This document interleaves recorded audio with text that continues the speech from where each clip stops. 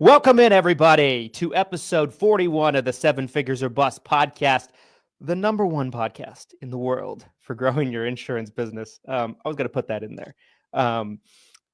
Guys, we are joined with a special guest today. I'm Christian Brindle. I'm joined with my co-host, Glen Shelton, but we have a guest here today, second guest of the year on the show, Mr. Chase Gruening, Mr. Coach G himself.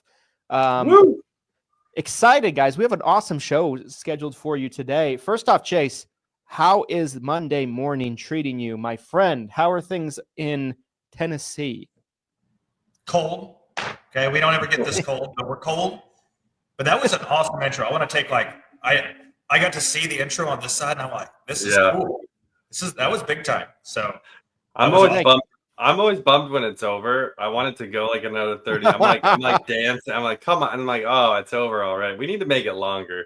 I think when it stopped, it like went right to us, and we're all like sitting here like, Yeah. Guys, we got an awesome show for you guys today. We're going to talk about TikTok. We're going to talk about courses. We're going to talk about events. Are they a good investment into your business? Are they not so much? We're going to talk about this. First off, TikTok. Let's start off the show talking about TikTok.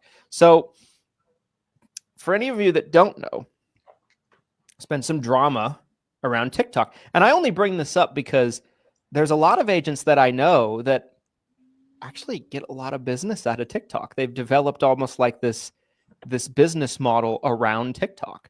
And I thought about it yesterday, and I was, talking to my wife about it. And she was like, do you guys get anything on TikTok? I'm like, no, I've never been able to figure it out. Like we get it has no impact on us. But I thought about it from the standpoint of like, what if that happened to Facebook? Or what if that happened to YouTube? That would be a nice, kick in the shorts there. And I imagine that's where some of these other people are going. Glenn, I want to pass the mic over to you to start with this. Like, what are your thoughts on old TikTok? Going down for a few hours, now it's back up. Right? TikTok. Hey, shout out to Scott Sims. Scott Sims' entire agency disappeared, guys, for 12 hours, and then he came back online. No, I'm just teasing you, Scott, but I know you do a lot with TikTok. It was kind of a weird event. I kind of figured it wasn't gonna completely go away, or that it would maybe come back. Like I saw some theories that like it might be offline for a month until something happened. The way it was gone and then back in like a 12-hour span was bizarre. I was kind of gloating. I personally don't use TikTok. I very rarely will view content on TikTok. I don't have it downloaded.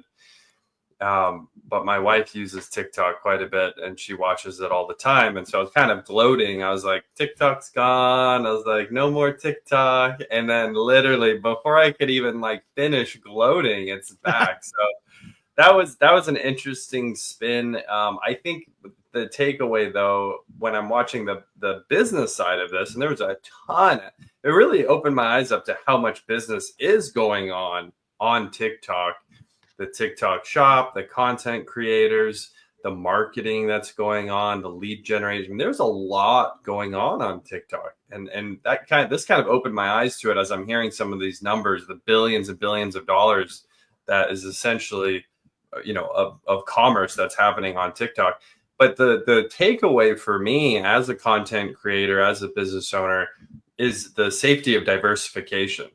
If you are all in on one platform and that platform changes the rules, goes away, etc., and we've seen this happen time and time again, there's been different platforms that have completely shifted underneath people and has, essentially caused them wreaked havoc on their business. So that's kind of my thoughts. I'd love to hear, Chase, kind of what your thoughts are on what's been going on. Yeah, I mean, this past year, 6 months ago, we brought in a content team. They post 5 times, they post twice a day on 5 platforms. So really 10 times a day total, twice of those being TikTok. And it was interesting for me because I didn't ever have a TikTok. I just used it for their postings and everything. And we got a lot of traction on there. But I think what you nailed, Glenn, was diversity. And that's what I believe in your book of business, is having a diverse book of business. Same concept. I mean, we were all worried about Medicare Advantage. Like, if they squashed that, we knew we were well diversified. and could adjust. And same thing with TikTok. I mean, I thought of Scott Sims right away, and man, I'm sure he does a lot of other different platforms, but that's where I see his stuff all the time. It's like, if it's your main source of revenue, and all of a sudden the government has control of just kiboshing it. It's like, yeah, we got to be diversified in our social media, in our books of business, and everything we're doing. One thing I thought about with this too is like, one thing, I look back on with a platform like TikTok, going back before it was even TikTok, right? Like, what was it originally called, Glenn? Like Musical.ly or something like that? It was. It was. Remember Everyone just used to dance. It just used to be. It just used to be. Yeah. And that's when I thought it was the dumbest. I'm like, we're gonna all get on and like we're gonna learn choreographed dances together. Like, what is going on right now? Like, a really good use of platforms like that when they pop up, and this took me probably longer than I'd like to admit to learn, is like when you get on a platform, maybe it's relatively newer, right? A lot of times it's the easiest to grow on a platform when it's newer. It might be harder to grow on a more established platform, right? Doesn't mean it's impossible, but it's just, it takes a little longer than maybe like a brand new platform where the algorithm's squirrely and everything like that, right? A good thing to do, and I'm hopeful that if you're watching this and TikTok is a big part of your business for any portion of reasons, I would hope that you'd funnel that traffic not only to other platforms, but to get like an email list built, just like take advantage of it in that way. There's no reason why it has to live or die with how that platform's going. But while you have the attention on the platform, you can definitely use it to build other more sustainable elements of your audience or your business or whatever it is you're trying to do with the platform, right? And like, I would hope that people that develop big followings on TikTok, they were able to do that, because then it's like, well, my audience can just follow somewhere else. I'm good. Yeah. I think that keeps you safe. That type of diversification, being able to be found other places, whether you're posting the same exact content or it's a little different content on different platforms, it doesn't have to be identical. I think there's a lot of repurposing that can be done, though. You can do a long form piece of content and, break that up into clips and put it somewhere else. And now you're saving time and energy, and you're still diversifying, where you're at content wise. Yep, I would agree. I want to make sure we have plenty of time for the main topic. I want to talk about this episode's sponsor really quickly. Guys, this episode of the 7 Figures or Bust podcast is brought to you by the 7 Figure Playbook event that's happening in roughly about a month, give or take, in beautiful Nashville, Tennessee. Chase, talk to the people a little bit about the Playbook event. I know there's only a couple of tickets left, so the time to get a ticket is definitely now, but talk to the people about the event. Yeah, handful of tickets left, and in my opinion, it's going to be one of the best events of the year. I mean, the 2 events that I'm going to are obviously this one, and I'm going to the Summit in Utah. You guys are hosting your big event. Really excited about both of them, but this one I think is going to be, number one, intimate. It's only 100 people in the room. And I've done multiple events in this room. It's a state-of-the-art $8 million complex. There's podcast studios, there's meeting rooms, and the state-of-the-art auditorium that we're in. And the coolest thing is, if you look at the people speaking, I mean, obviously us three, we got Galen Hendricks, we got Tony Holland, people that have had some major exits. I mean, Tony was over $100 million exit. Just a wealth of knowledge in that room in a very intimate setting. So not only are you going to hear the speakers speak, but I really think you're going to be able to have one-on-one connections with people there that you don't usually get to have at a bigger event.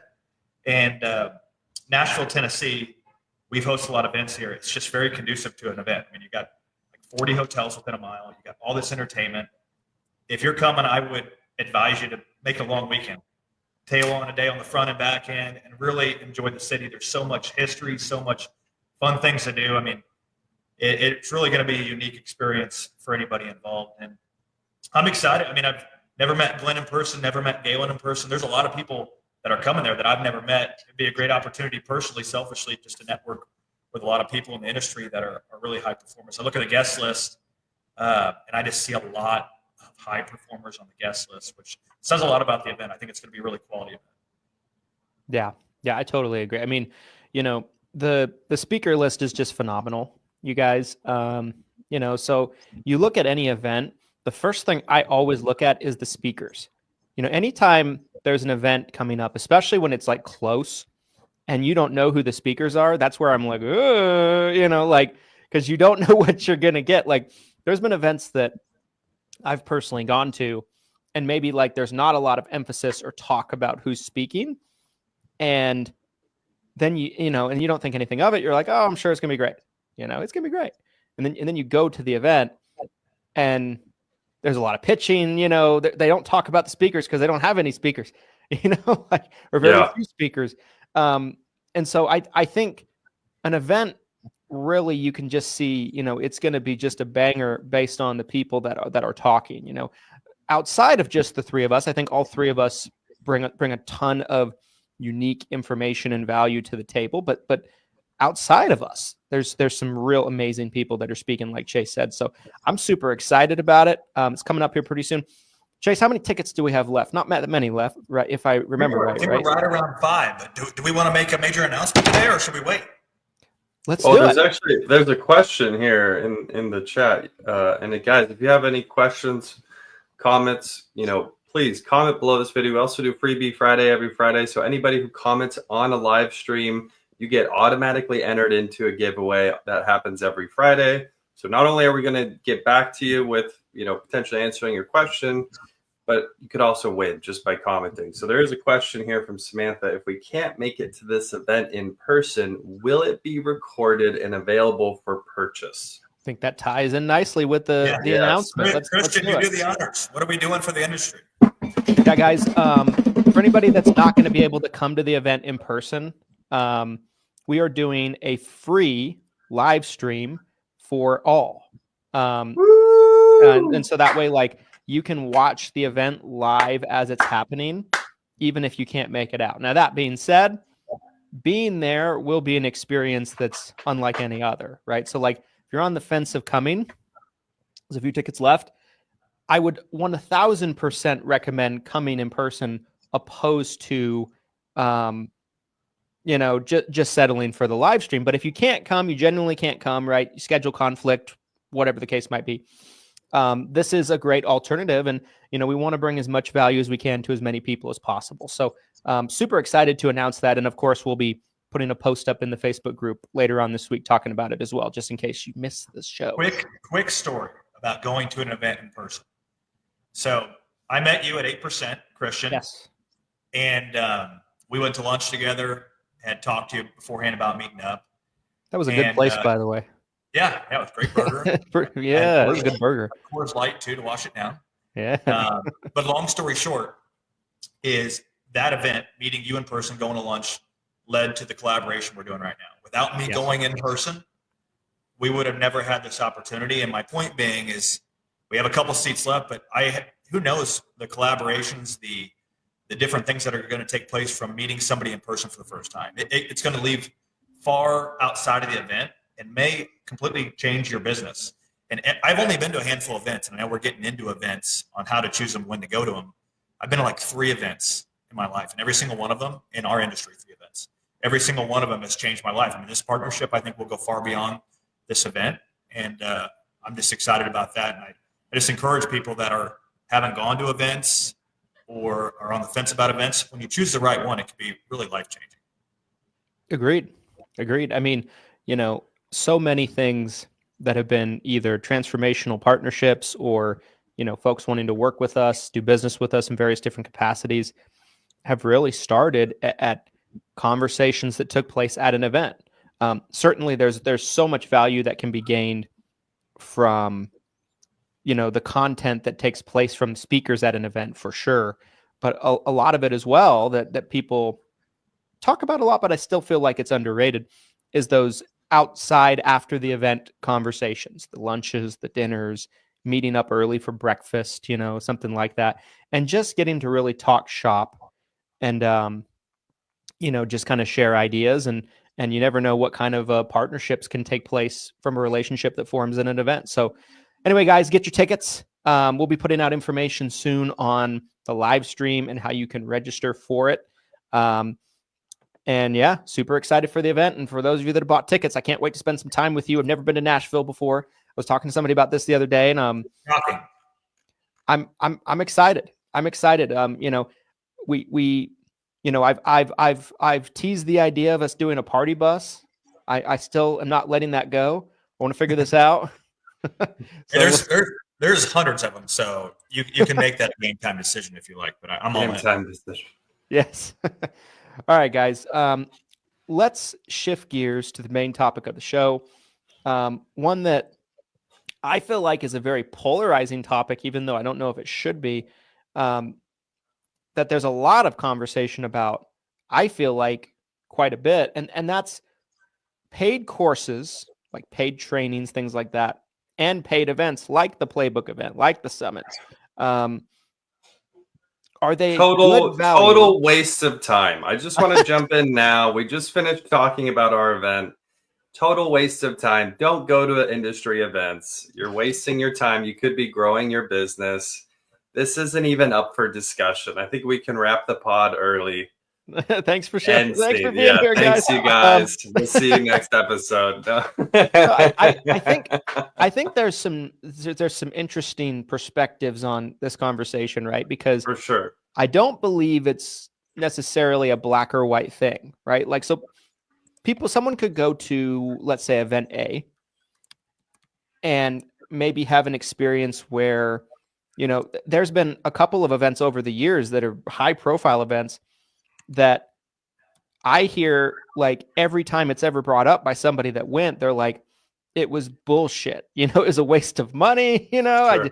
They didn't teach me anything. I just felt like, they got me there to just pitch me things. They lied about what was going to be presented, things like that. And then event B, where people are like, it was transformational. It was amazing. They did such a good job. I've seen events take the sell from stage model, get tons of backlash, almost have the event die, and then change their model completely to where it's content based. And then it's like, oh, that was really good. Like they're turning it around almost. I feel like there's a lot we can talk about here. Chase, I want to throw the mic over to you. Like, what is your opinion on that? Right. Because I'm sure it's not exclusive to any type of event, right? There's certainly events that are worth going to. There's events that probably aren't worth going to also. Yeah. I mean, when I think of what comes to mind for me is you got to earn it. And when I say you got to earn it, it's okay. If you're going to throw an event where there's pitching, those types of things involved, I think there needs to be an unbelievable amount of value to earn the right to make an offer. Yes. And in full transparency, I mean, I hosted an event in August where we made an offer and did over 100K, on the offer. And that said to me that it was a very valuable offer, but in my opinion, we earned it because the whole event, we gave free education, gave a lot of value. People could have left there without purchasing the offer. And people did, left there without purchasing the offer and helped change and evolve their business. So I think there's a right and wrong way to do it. I think if you're throwing an event, there's not a lot of transparency there. People think they're coming to get value and it's all focused around a pitch, which I have been to some of those. Okay. I think that's the wrong way to do it. But I love what you guys do too. I mean, you set the standard from the beginning at the summit. You say, hey, there's no pitching. It's straight value. And it's transparent on that end. I think no matter what, I think there needs to be transparency on the front end of what people are getting into. I think that makes a major difference on the experience of the attendee, is just having some transparency there on the front end.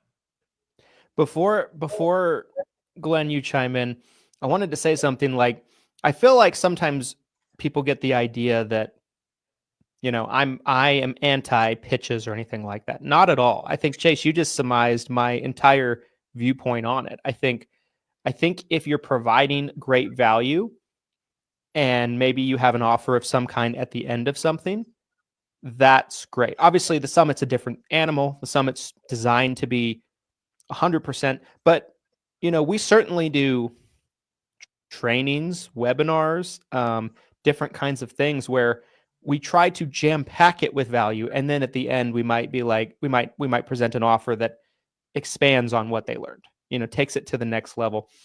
I don't think there's anything wrong with that. there's a difference between providing a great training and having an offer to go with that. But, if people just sat in on the training, they get a lot out of it, to structuring an entire training or an event around the offer. Like, the purpose of the event and everything that's said to the event is leading up to the offer. And you're not really going to learn anything unless you go for the offer. You know what I mean? I feel like that's where this line gets towed a little bit. Glenn, chime in on this. What's interesting is I think this came up on the pod we did with Joanna last week. Someone mentioned like the serial event goers, the serial course buyers. Yeah. And what becomes problematic is when you're not actually executing on the information that you are taking in. And what's crazy is how many of you are out there. There's probably some of you listening right now and you fall into this category, and I want to help you. We all want to help you. The reality is that you, in your mind, you seem to think as an agent or as a business owner, you think if I can just get more information, if I just get one more course, if I just go to one more event, that will take me to the next level. When a lot of times you just need to execute with the information you've already taken in. So that's the most problematic thing when you want to talk about whether something's a waste of money or not. I would kind of echo some sentiments that Chase said, where I've been to events where sometimes all it takes is that one connection and to make that ROI, where you're like, man, I met this person. Now I'm going to be working with them. I've had those types of relationships too, where it grows exponentially from just meeting someone one time.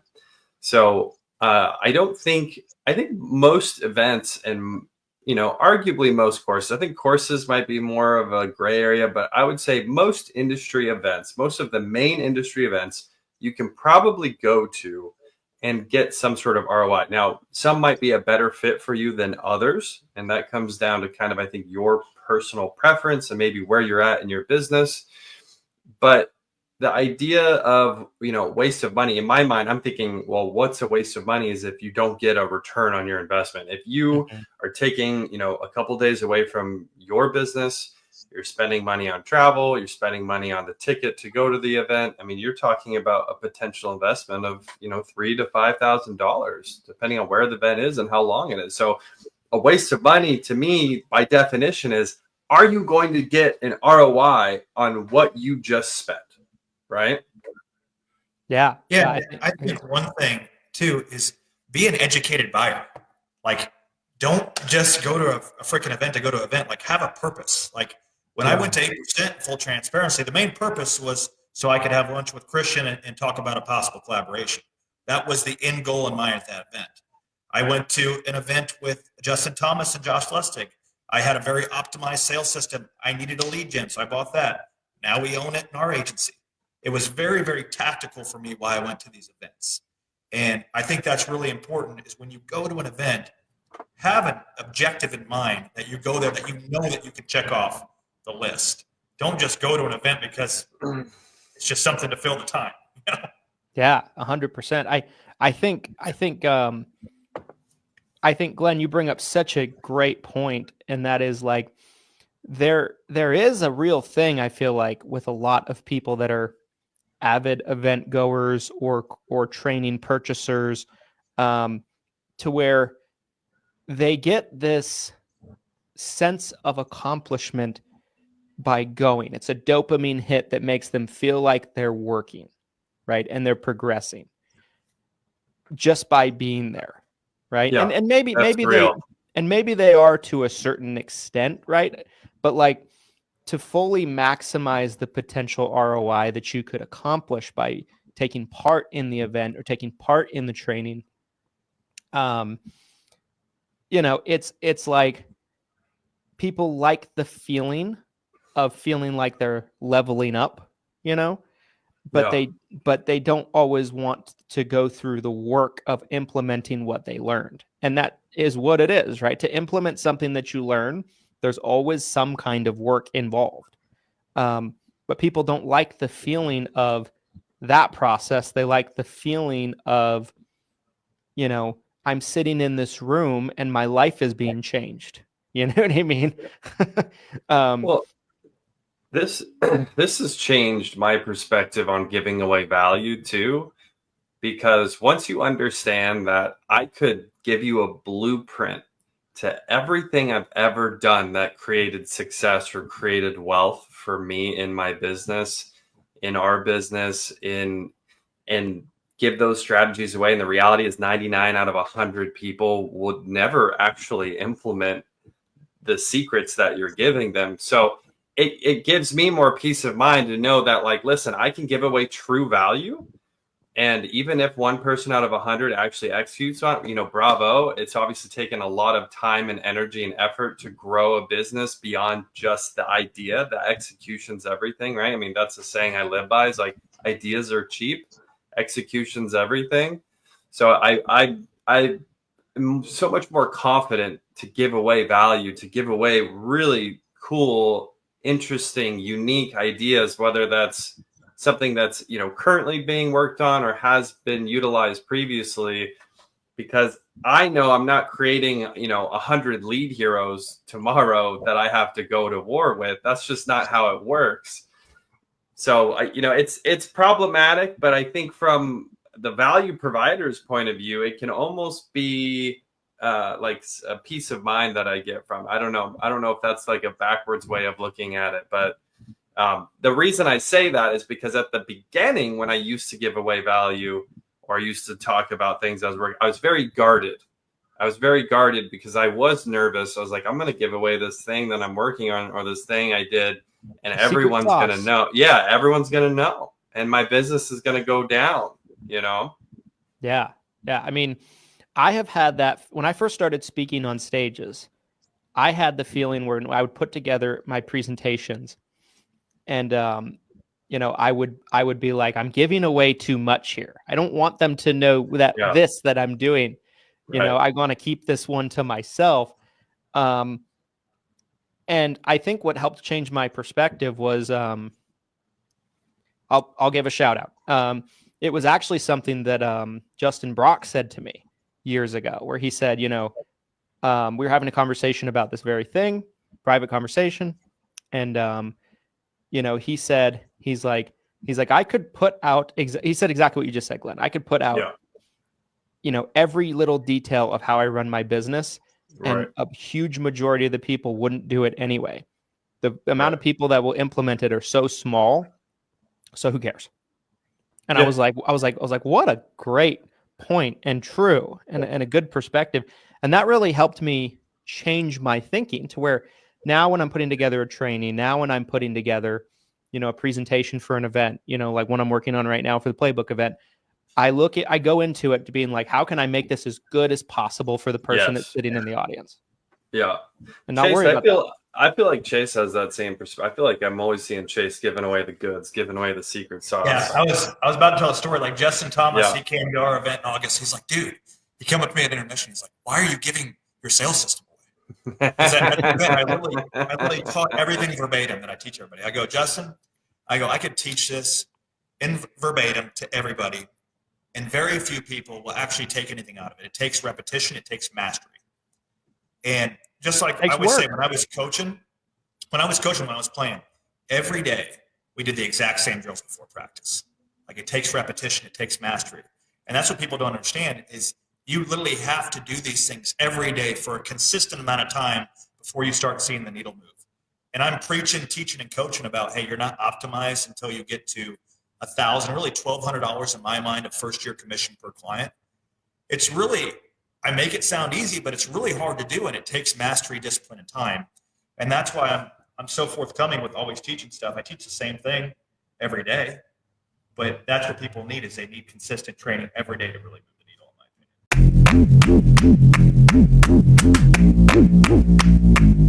opinion.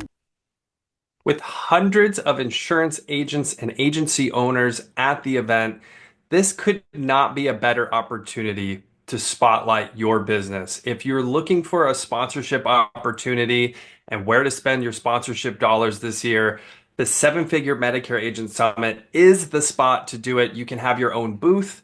You can network with agents. This is the 4th annual summit, so there's going to be a lot of agents there and a lot of agents who are looking for help from vendors for leads, educational vendors. You could have a software tool.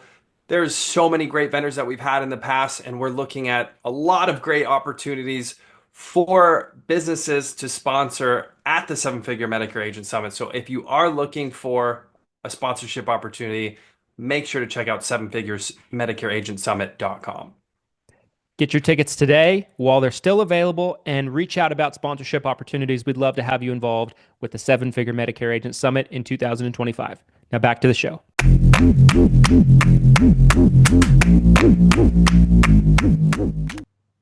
And that's what Brock was saying by that. It's like you could show everything. Rory Vaden, I was at a conference with Rory Vaden. I don't know if you guys know who that is, but he's like 80% of what I say up here today, you guys will never remember. Yeah, it's so true. It's like literally I can't remember what anybody said at the conference. Maybe one thing.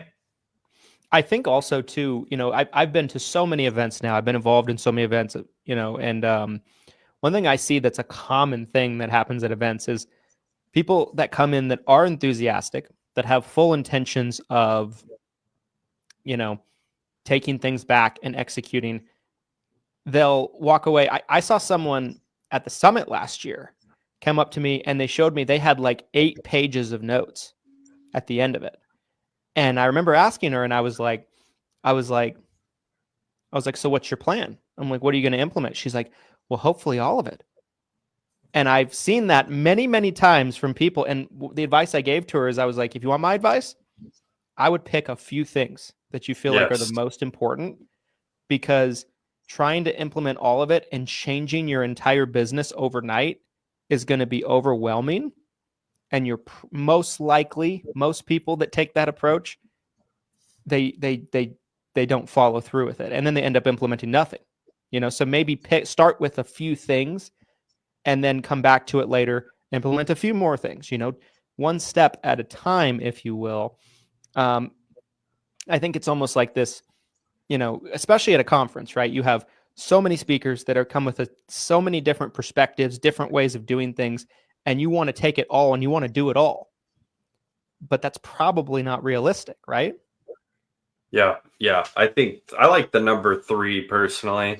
I think the max you probably would want.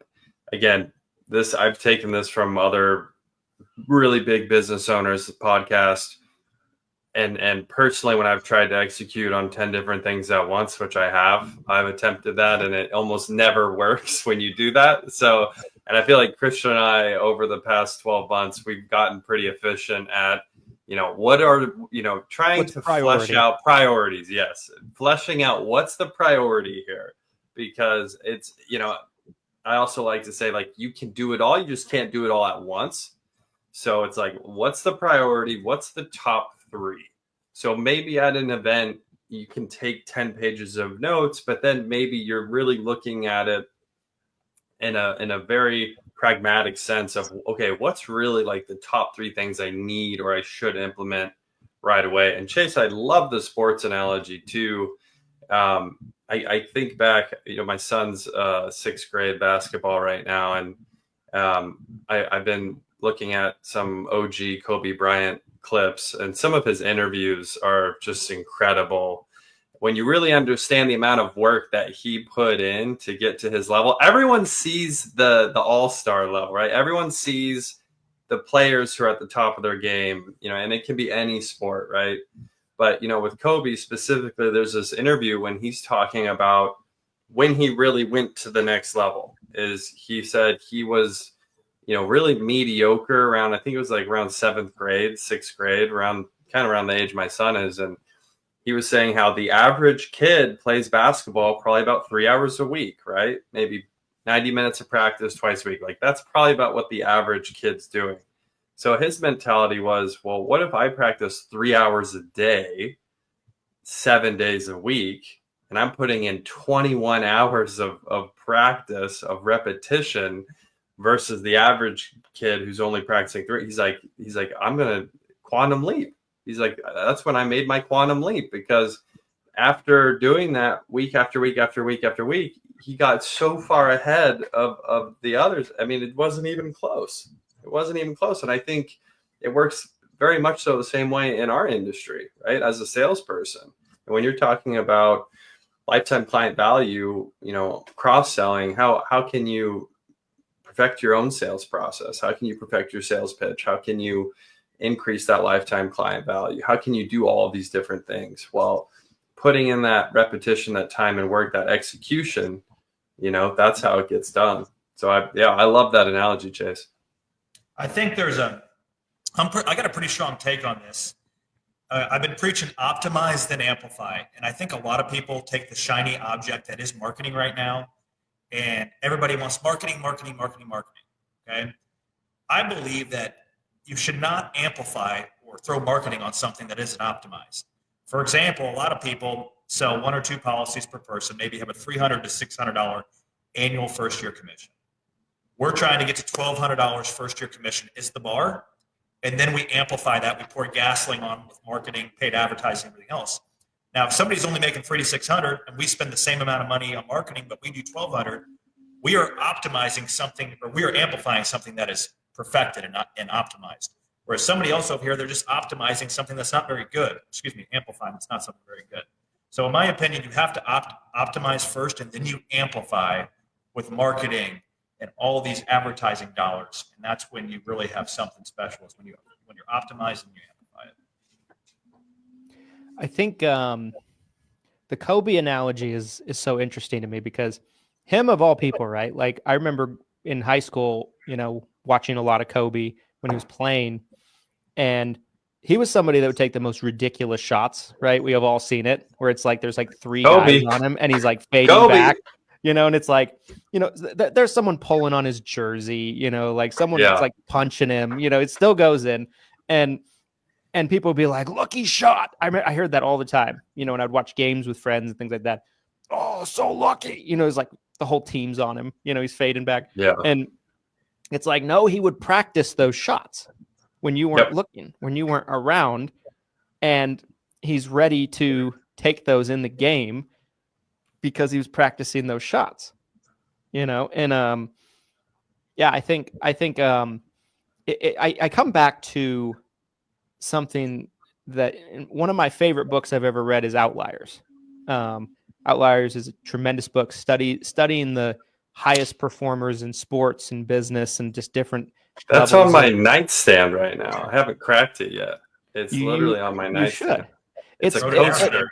It's a coaster on my nightstand. Oh God!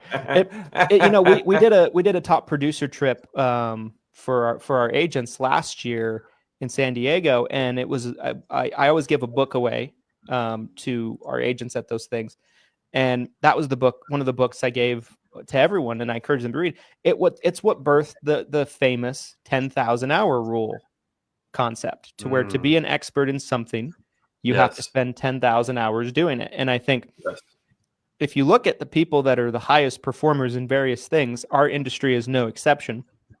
It's the people that race to get their 10,000 hours in as quickly as possible. And I think that should be your guys' battle cry. Like, if you go to an event or you do a training, maybe it's how to run a marketing system, maybe it's how to run an ad, maybe it's a sales, maybe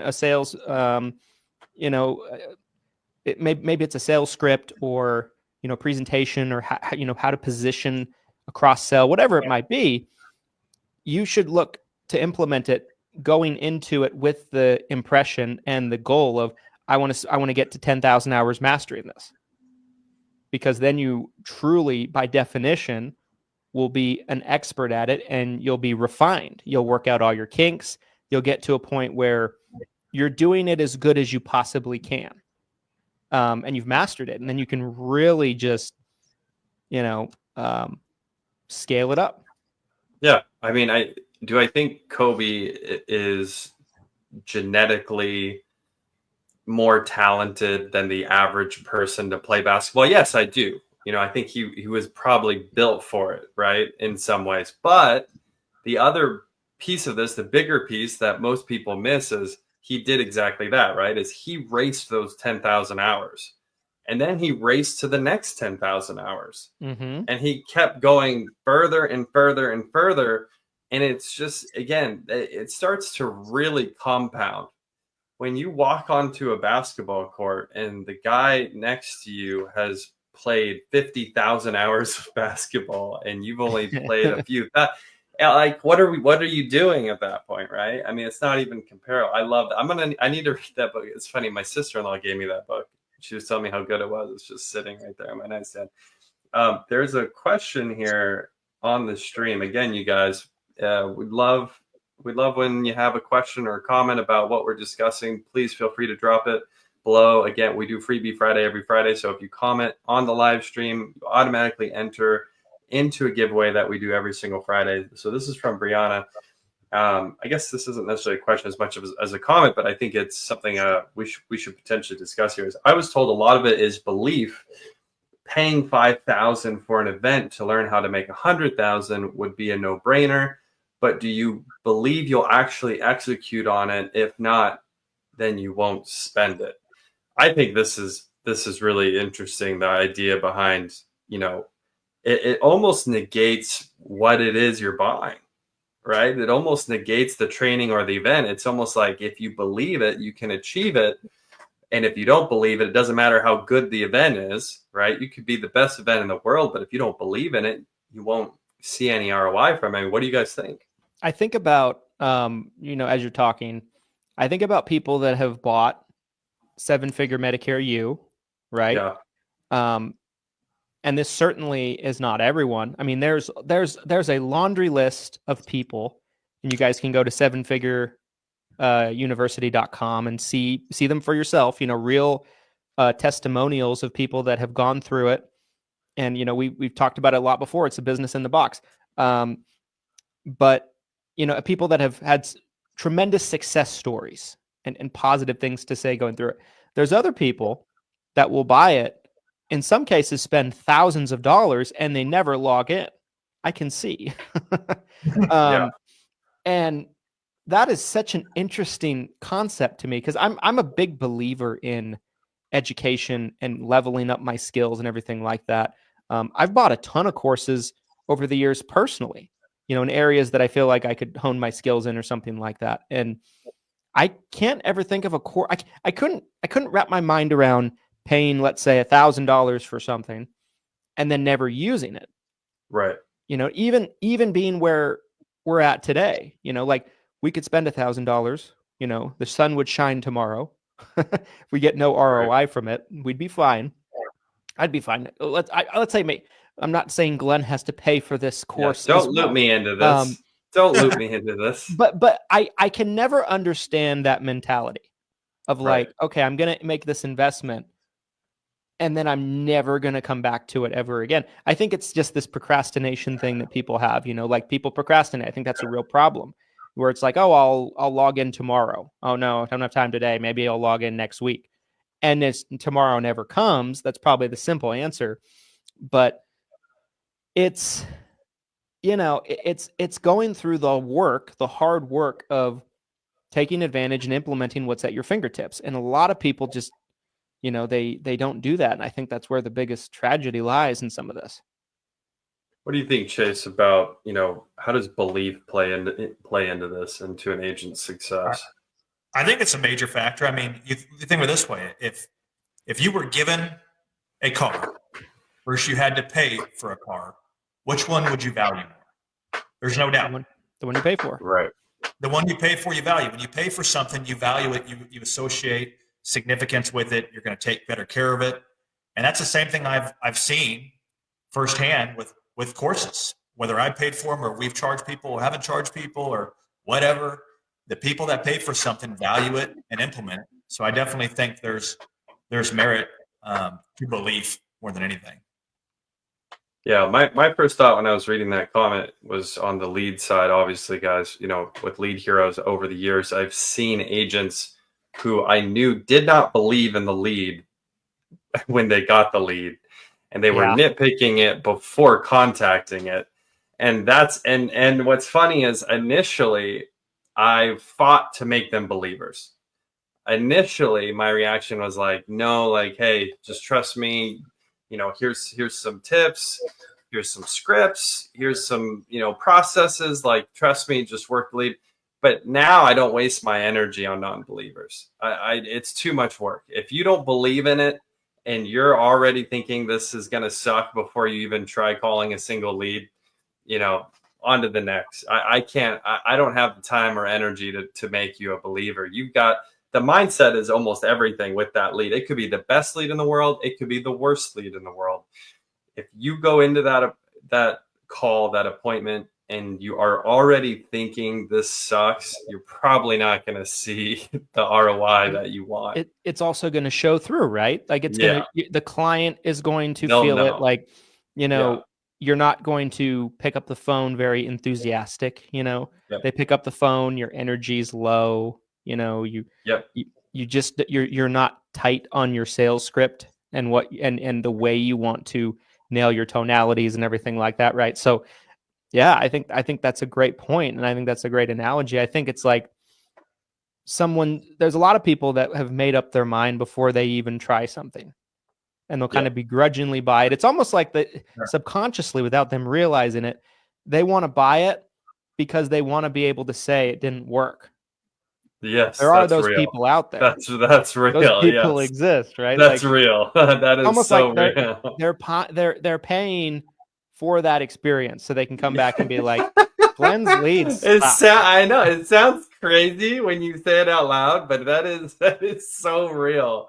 But it's applicable not just in our industry. I think that's like everywhere, right? There's people that like, I'm going to buy this just so I could leave a negative review. I'm not even going to try it. I don't care. Like, I already know this sucks. Mm-hmm. Like, yeah, I don't get that. I don't understand that at all. Like, go do something else with your life.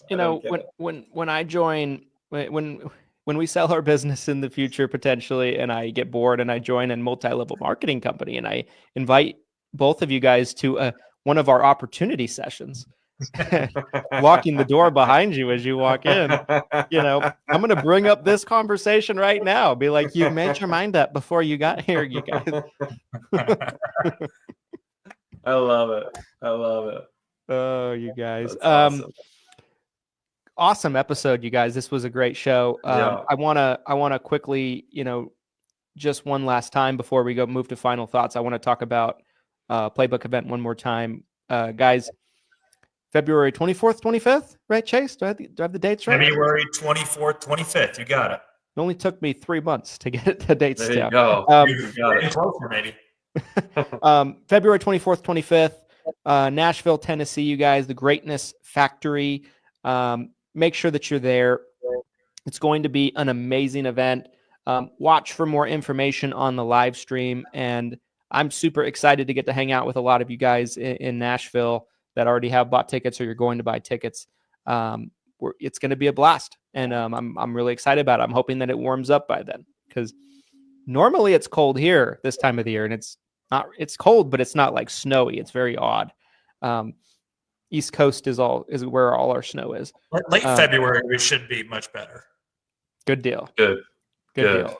I posted the links in the comments, but I'm sure we'll start sending them out here over the next couple weeks. But free virtual now. We got like 5 in-person tickets left. And in my opinion, if you're really trying to break through a ceiling, you need to be there in person. It's gonna force you to appreciate being around people that have been there, done that. And that's the number one thing I look for at an event. Am I going to see somebody that has already done what I'm trying to do? If the answer is yes, then that's pretty much the indicator I need to make a decision on an event. Am I gonna see somebody who has already done what I'm trying to do? Yeah, I love it. Yep. All right, gentlemen, let's move over to final thoughts. Glen, final thoughts on today's episode. Great episode, you guys. Really appreciated the conversation. And Chase, thank you so much for coming on. I'm looking forward to Nashville next month, getting to meet you in person and, again, kind of network with some of these individuals that are going to be there. I think it's going to be an awesome event. Final thoughts on today's episode. Our courses and events a waste of money. I think it's so subjective. It's kind of a loaded question. Really You know, is. Yeah. it really is. But it's ultimately up to you as the consumer going to an event, buying that course. I liked what Chase said earlier too about, be an educated buyer. I think Christian and I over the years have definitely seen some uneducated buyers where they buy something where they thought it was something completely different, right? I mean, again, at Lead Heroes, I can't tell you, we've had orders come through. We're like, oh, this isn't direct mail leads. And it's like, no, this isn't direct mail leads. Like, I don't know what you thought this was. So, I think it's almost, not to like really shift it, but it's ultimately up to you as the consumer to do your due diligence. And then once you go to an event, getting that ROI is again on you as the consumer, because a lot of times there's tons of value being shared, but are you going to execute on it? Are you going to remember it? Did you take notes? How are you going to follow up with the information you just took in? So, Chase, final thoughts from today's episode.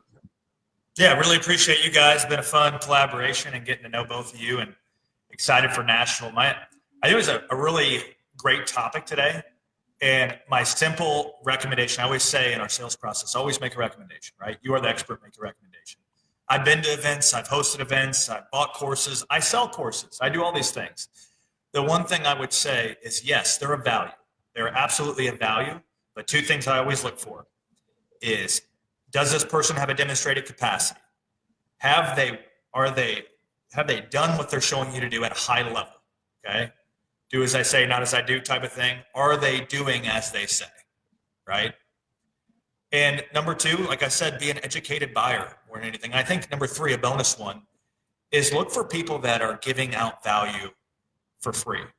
Those are people that truly want to help you. Those are people that truly believe you have to give in order to receive. And I think those are the people that you're going to have the most success with overall. So I'm a big believer in it. I've been on both sides, but I spent about 6 years of thinking, I don't need a course, I don't need an event. In the last few years, I've completely shifted my mindset there. And our business has done 100% year-over-year growth in the last 3 years. So the proof is in the pudding there. And I think this event, the 7-figure playbook, will be no different. It's going to help people make some major growths and jumps and quantum leaps. I love that, Glenn. Quantum leaps. That's Kobe, baby. Yep. Quantum leaps. So thank you guys. Appreciate it. Love it. Both of you guys, great final thoughts. My final thoughts are, guys, great episode. I enjoyed the conversation very much. I think it's a very necessary conversation, because I think there's just a lot of people that naturally they're going to be very cynical, very skeptical towards things. I very much like what you said, Chase, and I totally agree. I think, when you're looking at somebody to do an event, go to their event, buy a training that they're offering, something like that, I think looking at what they're putting out there for free organically is really almost like a preview to what you might be getting. And that's the way I would look at it as well. There are people that I see, and, I've had thoughts sometimes when I see someone offering a training, and if I don't ever have any memory, just subconsciously, when I see their name of them giving anything or teaching anything, I'm like, well, what do they do? I don't even know what you do. I don't understand what you do. And I think if you have to ask yourself that question, right, it's probably not the best thing. I think being an educated buyer is a great piece of advice, and I totally agree. Talk to other people too, like that have gone to an event. Talk to other people that might have gone through a course if you know somebody that has, get feedback, because I think that's also a good indication, of how it's going to go. But all in all, I think courses and events, for me personally, have helped us transform our business in a lot of different ways. They've helped us operate better, market better, brand better, do everything better in a short period of time. And so, I think they're great. I don't believe they're all created equal, but there's a lot of really good ones out there. And I think doing your due diligence is a is a good habit to form when you're thinking about getting into a training or going to an event. Awesome, gentlemen. Thank you so much. This was fun. And thanks everybody for watching all the way to the end. You guys are awesome. Appreciate it. If you're watching on a platform that allows you to do so, subscribe, give us a 5-star review, like on Apple Podcasts. We would appreciate that. And we will see you on the next episode. Thanks, everybody.